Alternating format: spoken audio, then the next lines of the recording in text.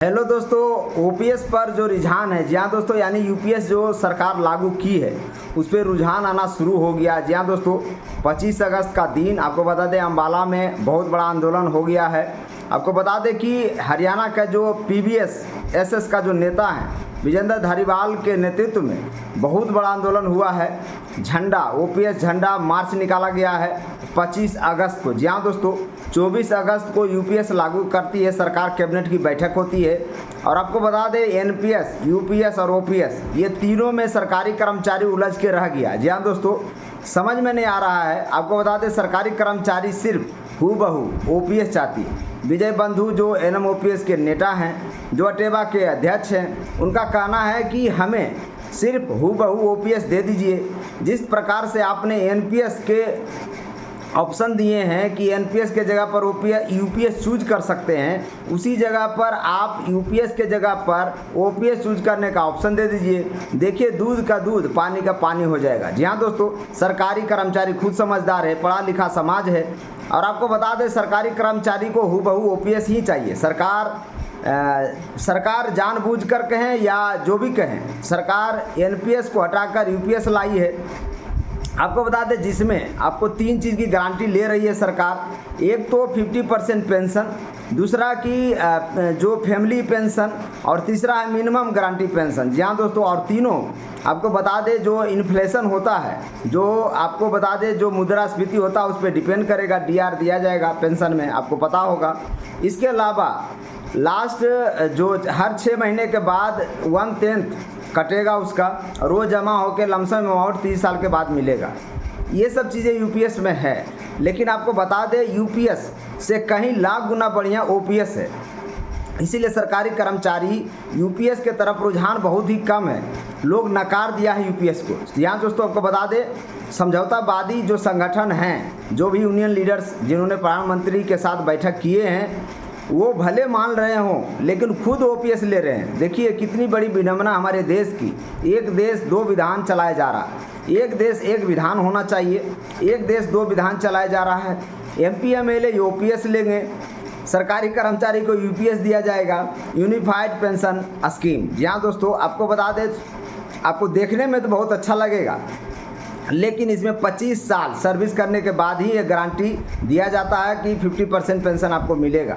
इसके अलावा मिनिमम 10 साल आप जब जॉब करेंगे उसके बाद छोड़ेंगे तब जाके 10,000 महीना आपको पेंशन दिया जाएगा।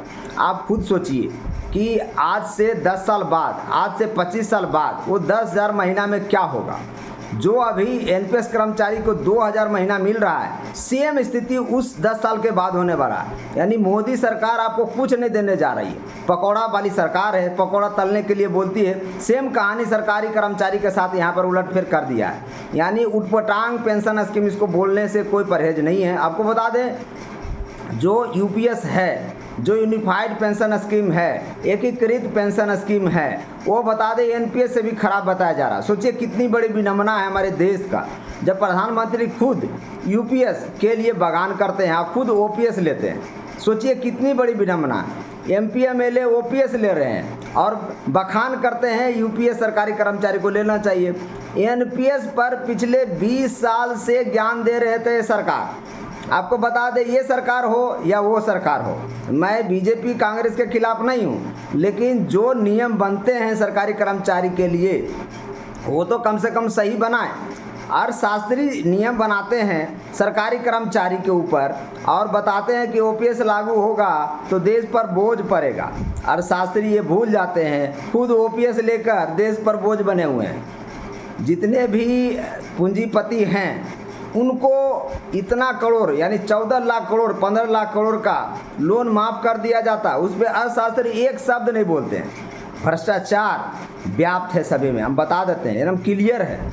अगर भ्रष्टाचारी अर्थशास्त्री नहीं होते तो ईमानदार अगर अर्थशास्त्री हैं तो खुलकर बोले ना, सभी पर बोले, जहाँ उनको अन्याय दिखता है वहाँ बोले।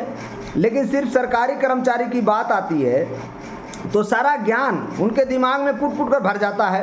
अब भका भक बोलना शुरू कर देते हैं। सोचिए कितनी बड़ी विडंबना है। सरकारी कर्मचारी हूबहू ओपीएस चाहता है, अर्थशास्त्री उसको बोझ बताते हैं, यहाँ तक कि प्रधानमंत्री इसको पाप बता रहे थे।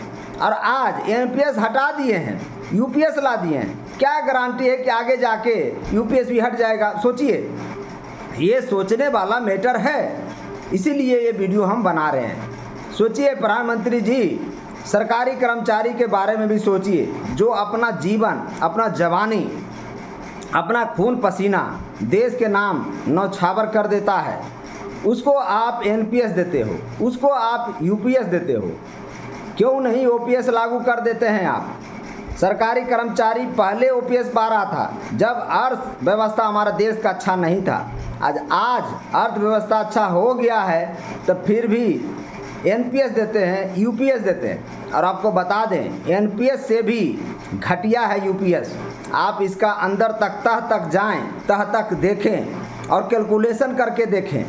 ये आप जब कैलकुलेशन करोगे, आपको बता दें, बहुत लोग ऐसे होंगे जो 30 साल, 35 साल, 40 साल में नौकरी करते हैं, उनका तो 25 साल पूरेगा भी नहीं। सोचिए उनको क्या झुंझुना मिलेगा यूपीएस में, क्या मिलेगा।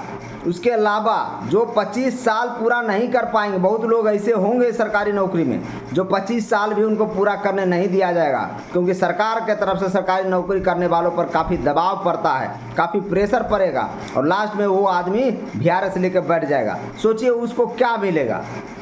इससे पहले एनपीएस लाए थे, बाजार बेस था, झुंझुना मिल रहा था सबको, आप देख ही लिए। अब यूपीएस लाए हैं, ये भी 25 साल पूरा नहीं कर पाएंगे बहुत सारे कर्मचारी। सोचिए, तो इसलिए जो क्वालिफाइंग सर्विस ओपीएस में 20 साल की थी, आप उसको 25 साल कर दिए हैं। आप सोचिए कितना बड़ा नाइंसाफ़ी होगा सरकारी कर्मचारी के साथ। कहाँ अर्थशास्त्री बोला करते थे कि जो 10% सरकारी कर्मचारी एनपीएस में योगदान करता है, सरकार 14% योगदान करती है, सरकार के 1% भी गुंजाइश नहीं है बढ़ाने का। सोचिए, और वो देश पर बोझ बताते थे। आज 18.5% योगदान देने के लिए तैयार हैं। कितनी बड़ी विडंबना है। अर्थशास्त्री, आज आपका अर्थशास्त्र कहाँ चला गया? आज आप किस गली में घूम रहे हैं? आप खुद सोचिए। आप खुद ओपीएस लेते हो और सरकारी कर्मचारी को ज्ञान देते हो। सोचिए, एक बहुत बड़ा विधान है हमारे देश में, एक देश, एक विधान, एक नियम सभी के ऊपर लागू होना चाहिए। देश में 10 तरह के बंटवारा करके जो जीने वाले सरकार है, वो सरकार ज़्यादा दिन चलती नहीं है। फूट डालो शासन करो की नीति पर मोदी सरकार चल रही है। सरकारी कर्मचारी को बांटने की कोशिश कर रही है, 2 विभाग में बांटने की कोशिश कर रही है। यूनियन के लीडर जेसीएम समझौतावादी संगठन है, यो कह सकते हैं कि सरकार के तरफ से ही बोलना शुरू कर दिया उन्होंने। सरकारी कर्मचारी उस पर भरोसा किया था, उस भरोसा का शिव गोपाल मिश्रा, एक मेरा बरगोइया, उसके अलावा और भी 8 मेंबर थे उस मीटिंग में, सभी ने धोखा दिया है। साफ हम बोलना चाहते हैं, सभी ने धोखा दिया है। जी हाँ दोस्तों, अगर आप ओपीएस बहाल नहीं कर सकते तो आप अपने पद को छोड़ दीजिए या फिर आप भी यूपीएस लीजिए। आप में है दम, आप में है दम तो आप यूपीएस लीजिए, तब सरकारी कर्मचारी भी यूपीएस लेगा। आपको इतना ही अच्छा है यूपीएस, इतना ही अच्छा है एनपीएस। 20 साल से ज्ञान दे रहे थे ना, एनपीएस क्यों हटाना पड़ गया आपको? क्यों यूपीएस देना पड़ गया? आपको बता दें, सरकारी कर्मचारी संघर्ष करता रहेगा और ओपीएस जब तक नहीं मिलेगा, जब तक ये आंदोलन विजय बंधु लगातार करते रहेंगे। उन्होंने साफ बोल दिया है, विजय बंधु ने बोल दिया है, ये ओपीएस की लड़ाई जारी रहेगी।